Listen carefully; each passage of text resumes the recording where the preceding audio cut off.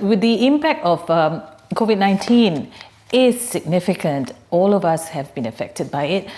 So the important thing then for us is to focus on how we work together, the relationships that we have fostered over the years. How do we pool our resources together to ensure that we focus on recovery? And I think that's been the focus this year. To a large extent, a lot of time has been spent on looking at initiatives to push for post-COVID recovery. That's more important, the focus around that.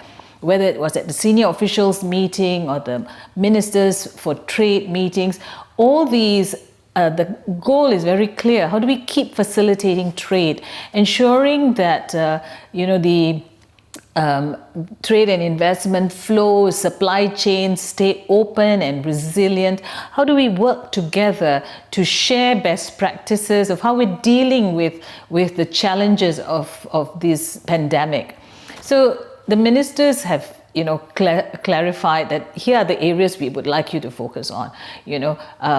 Facilitating trade, continuing engaging the business community, ensuring that whatever we do facilitates the businesses, especially the small and medium enterprises, the micro, small and medium enterprises.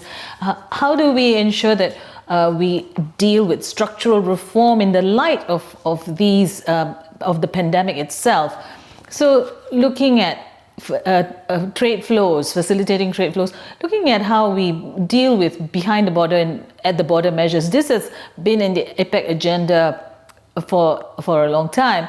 What happens now is a more intense focus on how we use all the experience that we've had over the years to ensure that we keep facilitating the flow of essential goods and services. And to that end, the declaration on facilitating the movement of essential goods that the ministers just announced is an important step for APEC. It brings together all the initiatives that we've done and show and lead to a focus, a good and clear focus on how all this work that we've done on structural reform behind the border, at the border measures, dealing with non-tariff measures, facilitate the flow of essential goods, keep the markets open, keep the goods flowing smoothly, our supply chains resilient.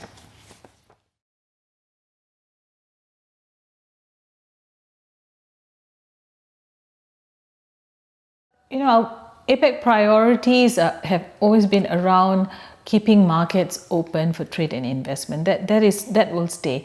What has happened in the light of the pandemic was that we've had to refocus our initiatives to ensure that we look again at our supply chains to see how we can, through our regional economic integration and regional cooperation efforts, work to strengthen supply chains. We also are focusing a lot more on collaboration among ourselves and with the business community. Also looking at the impact of COVID on the vulnerable groups has now make us look again at our focus on small and medium enterprises, look again at empowerment for women, look again at indigenous communities and how we can then work together to support these vulnerable groups and ensure that we manage the impact of COVID-19, and in so doing, enable all of us to work towards recovery and also look at how we can band together to build resilience going forward. So as the ministers, when they met recently, they talked about not just looking at all the initiatives around collaboration, building resistance of our supply chains, ensuring resilience of our supply chains, but they also went back to basics in the work that we've been doing in the WTO, because at the end of the day, that is very important, because a multilateral, our rules-based system will ensure that there is this transparency and predictability, and all that's important as we look to future-proof our systems.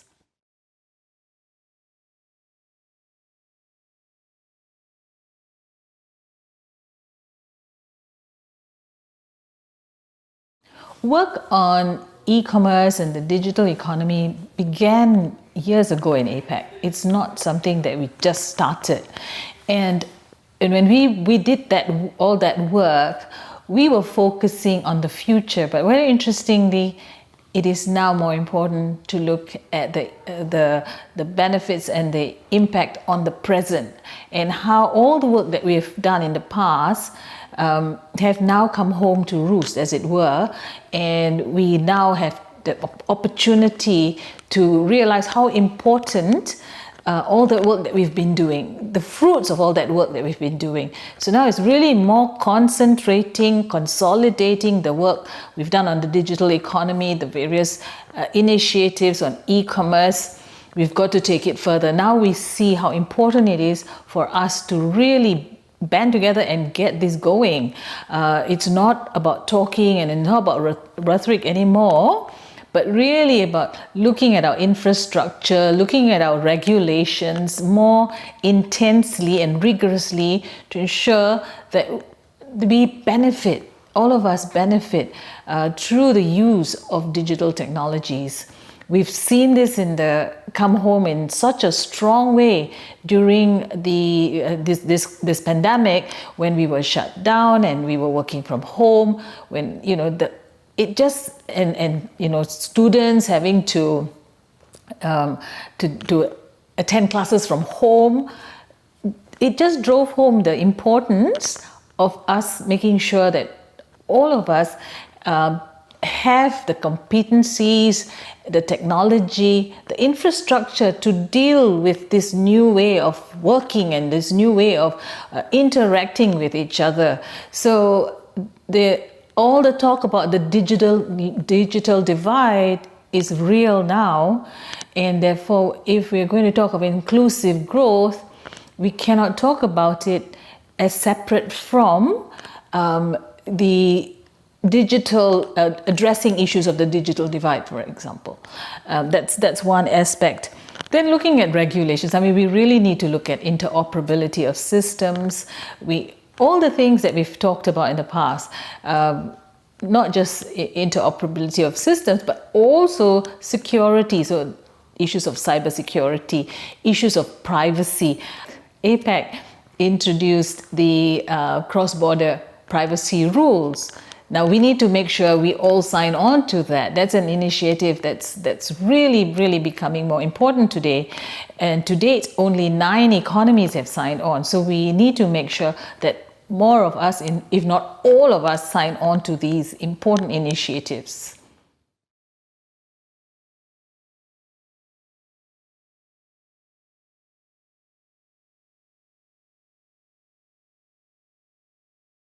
Key part of the work that we are doing in Apec is making sure that the benefits accrue to not just the big business, but also MSMEs and other aspects of other parts of society, other sectors in society. And a key group are the women entrepreneurs. And last year, we put in place the La Serena roadmap for women in the economy. And that was an important achievement.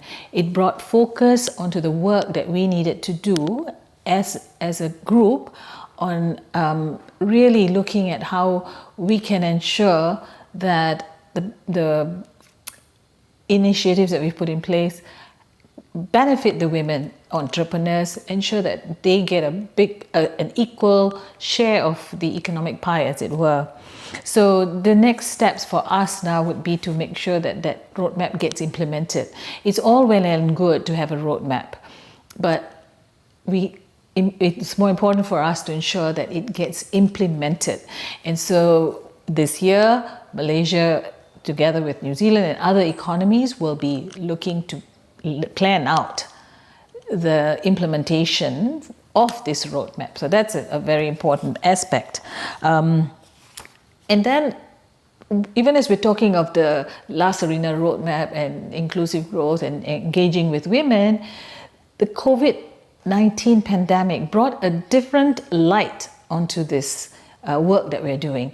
It really showed us how developments like this have a disproportionate impact on women.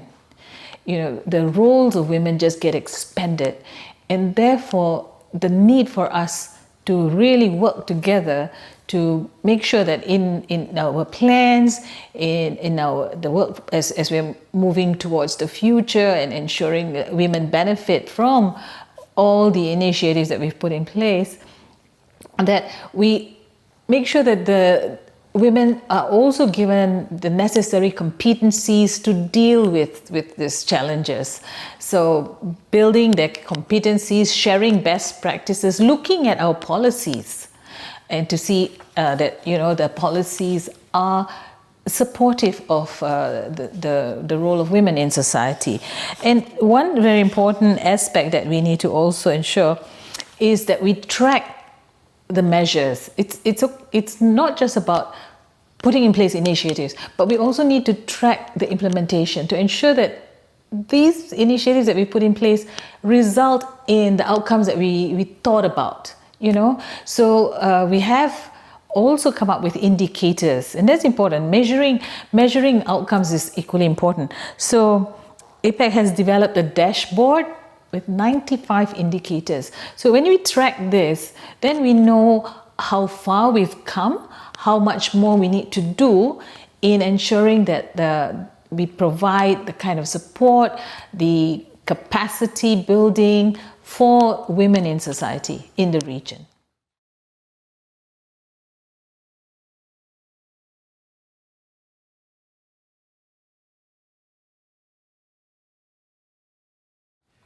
The value of Apec is that it is a voluntary, non-binding platform or forum. It provides an opportunity for member economies to have conversations, to have dialogues on difficult and challenging issues.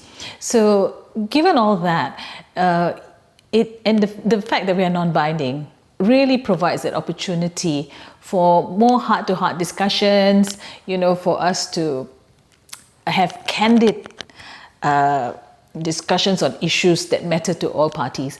And at the end of the day, it's the collaborative spirit with which we enter into our conversations to ensure that our eye is on the final goal. What is the goal that we're all looking at? We're looking at improvements in the region. We're looking at regional economic integration. We're looking at structural reform so that all of us benefit from the various initiatives. So those take priority, and that's the discussion that happens in APEC, in the APEC fora. Not so much the tensions front and center. Of course, tensions do have an impact on our work, but at the end of the day, it is the fact that we provide an avenue for conversations, and that's important.